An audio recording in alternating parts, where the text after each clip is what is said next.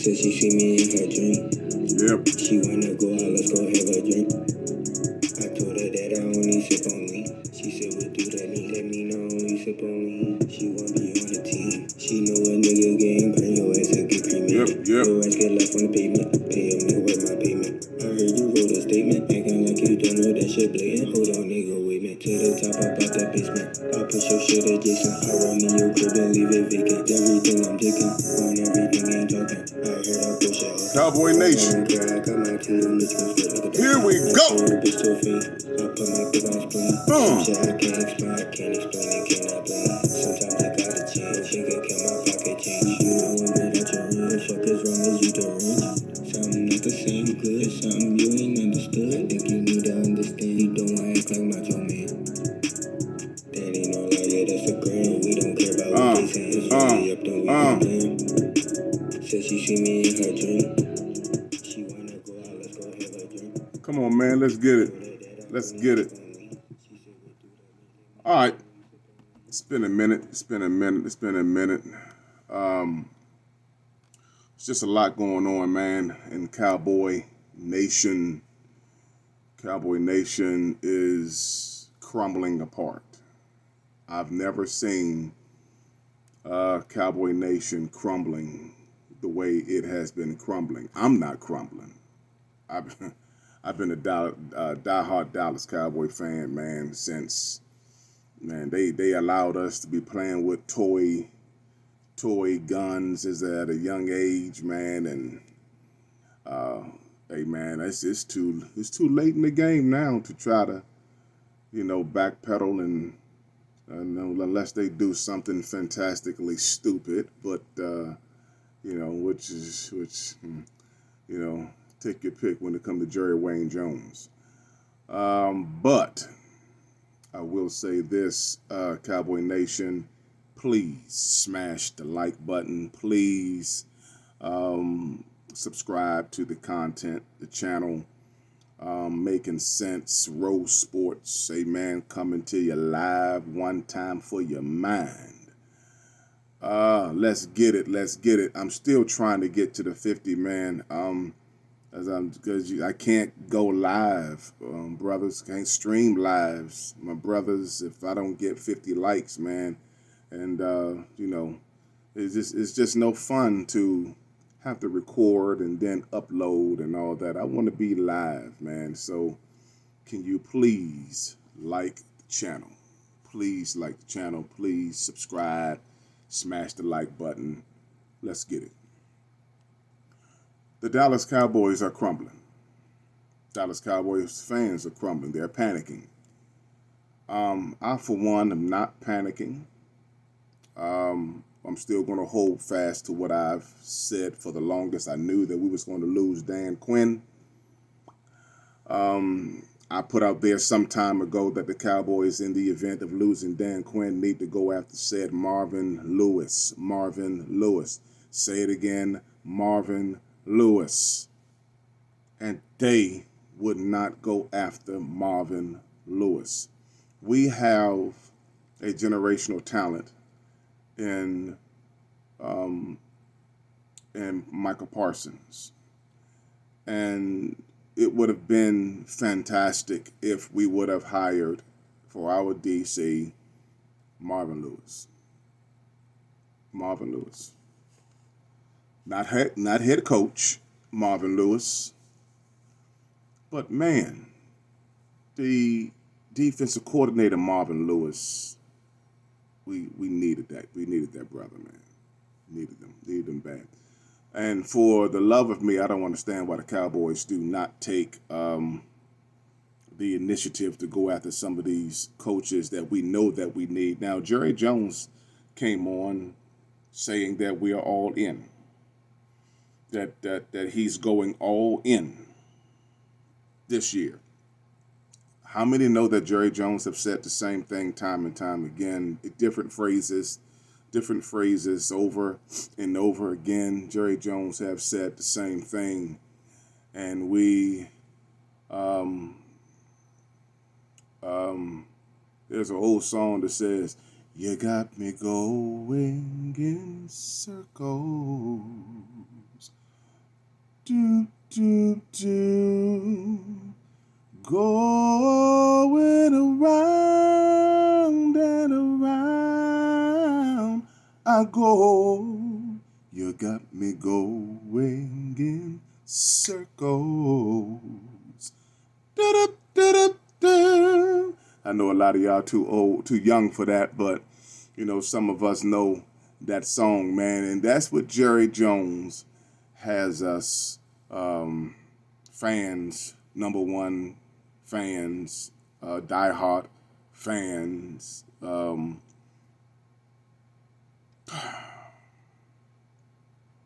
man, loyal fans.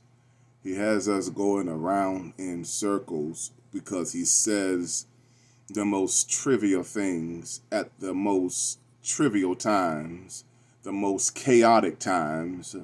It was during the Des Bryant let go. It was during the Emmitt Smith let goes. It was during the DeMarco Murray let goes. It was during the Tony Romo fiasco. It was during the Ezekiel Elliott.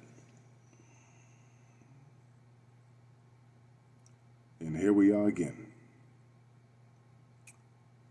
This time we're going all in. You remember when the Des Bryant was let go, that Jerry Jones said that he understands the fans and he hear the fans, and our fans deserve better, and we want to make sure that I don't want to put any words in my mouth, but I just wanted you to know that we're going to address a lot of the needs that we need to address as we go into this off season, and all of this stuff that Jerry Jones has been saying for countless of years. 28, the clock is ticking. Stephen Jones is no better than Jerry Jones. I think Stephen Jones in so many ways is even worse. It was Stephen Jones that made the decision to get rid of Des Bryant, made the decision to get rid of DeMarco Murray, made the decision to get rid of, to not even allow Tony Romo to even play, to bring in Dak, and everybody was hollering, Dak, bring in Dak, put Dak in the game, Romo is done, Romo had his time, oh no, Romo. And now, they've now turned on Dak Prescott. Me, for one, I'm all in on Dak. I'm all in. I don't want to deal with another if, another maybe, another fandom pushing quarterback that we are going to be shaking our heads the same way we did with Danny White, because Danny wouldn't put the glasses on. We're not doing any of that. Dak Prescott is our quarterback. So I wish all these social media gurus would stop putting up this craziness about our quarterback. Get rid of, trade Dak. There's so many trade Dak Prescott media frenzy headlines. It's just ridiculous, man. It's just ridiculous. Nobody is saying trade Josh Allen. Anybody heard any trade talks about trade Josh Allen? Nobody's talking about trading or getting not started. Even let's say, have we heard any talks about Daniel Jones? Danny Dimes. Haven't heard anything about Danny Dimes. How about anybody say anything about Lamar Jackson throwing that pick six in the end zone? Nobody say anything about that. And I love Lamar Jackson. Don't get it started. Don't get it twisted. Don't get me started on that. I love Lamar Jackson. I love my Dak Prescott. But you don't hear anybody going after a lot of these quarterbacks' jobs. But Dak Prescott. Nobody's saying getting rid of Jalen Hurts. Not saying that either. But the message seems to be clear to get rid of Dak Prescott. Get rid of Dak Prescott. Get rid of him. Get rid of Dak Prescott. For what? To get who? To get who? We have a quarterback that is killing the number system. Now the issues is they're not putting Dak Prescott in good position to be successful in winning. One thing that I like about Michael Parsons here recently said something that was, it was key.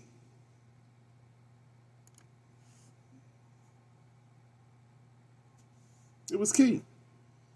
I'm not the one making the calls. I'm not the one calling the plays in. I just run what they tell me to run. I just do what they tell me to do. The packages that they have me to play, those are the packages that I play. Do I want to do other things? Sure, I want to do other things. I want to do other things in the playoffs. I want to be a linebacker. If you need me to be a linebacker in the playoffs to help our team win, look, I just want to win. You think Dak Prescott don't want to win? Of course he wants to win. But Dak Prescott got to be put in situations to win. I.e., I'm going to say this until it's crazy in the face. Why in the world did you let go Martavis Bryant and didn't put Martavis Bryant on the football field the last game of the against the Commanders to get him ready to play against these the Green Bay Packers? Martavis Bryant, CeeDee Lamb, Cobbs in the middle. Take your pick between Cobbs and Gallup. I kind of like Gallup a little better than Cobbs. Cobbs can run flat. But Gallup can get you those tough catches as well. But either way, CeeDee Lamb in the X, Martavis Bryant in the Y. Martavis Bryant is going to take the top off the defense. And you can just play jumping catch ball with him. You ain't got to be methodical in your throws with Martavis Bryant. You can treat Martavis Bryant just like he's a Dez Bryant. Throw the ball his way, he's going to catch it. Throw it up high, and he's going to make the catch. This is what we needed. This is what Dak Prescott needed, but you took it away from him. You went and picked up Lyle Collins and another defensive linebacker that you didn't even use in the playoff, but yet and still, you're going to use secondary small safeties to play linebackers as if they're hybrids? The philosophy was shot. And let me say this. Let's just be real and talk about the elephant in the room, the San Francisco 49ers. Let me say this emphatically, without any hesitation whatsoever. The Cowboys was not going to beat San Francisco. Trust me on that. The Cowboys was going to get blown out by San Francisco. You want to know why? It's because Michael Parsons I can deal with. Dak Prescott I can deal with. DeMarcus Lawrence I can deal with. Hank when he's healthy, I can deal with that. But you need some dogs. And do you know what the San Francisco 49ers showed me the other day when they were down 24-7 against the Detroit Lions? Do you want to know what they showed me? Okay, we got our butts kicked in the first half. We got our butts handed to us in the first half. We didn't do nothing right in the first half. But I tell you what we're going to do in the second half. We're going to let them know that there's no way in the hell that we are supposed to even let you be in the race. And you don't belong racing a Ferrari using a 300Z. What? We're going to let you beat us. And no disrespect to Detroit. Detroit is young. No disrespect to Detroit. They're a good football team. But let me tell you something. San Francisco 49ers, man, they switched the gear. They flipped the switch in the second half. That was like I was in the living room and the score was 24-7 coming out in the third quarter. When I came back in the living room from the kitchen from making my dinner, the score was 24-17 and San Francisco was about to score again to tie it up. That's a flip. That's a switch that you flip that I haven't seen in a long time in football that the Cowboys do not have. And that comes from preparation. That comes from understanding the moment. That comes from leadership, offensively and defensively, to understand what's at stake. And we don't have that. And we got to get that. Some kind of way we got to get it, because these San Francisco 49ers flipped the switch. I might not like San Francisco, but let me tell you what I do like. I do like a football team that says, wait a minute, you're not even in our league. We're going to come back and we're going to make the score 0-0 in our mind, and we're going to whoop the dog, you understand me, out of you. And that's the recipe to get to the Super Bowl. To see what they did in this game was unprecedented. It was unbelievable. It was great to watch. It was good football. And it just let you know, this is what the Cowboys used to be. This is how they used to be. This is what they used to be with the Roger Staubach era. We're down in the first half. We come back in the second half. We're going to kick your teeth in. That's the Cowboy way. And the San Francisco 49ers just showed us a blueprint of ourselves many, many, many, many years ago. We got to get that back. We got to recapture that. That's what we got to recapture. And so I don't have long to be on, but I'm going to come back on with another segment, piggybacking off this thing so that we can get back where we need to be, man. Ready to rock and roll. Ready to understand the mission. Get off my quarterback, because it's deeper than Dak. Dak was stellar this year. Dak only had 10 interceptions this year.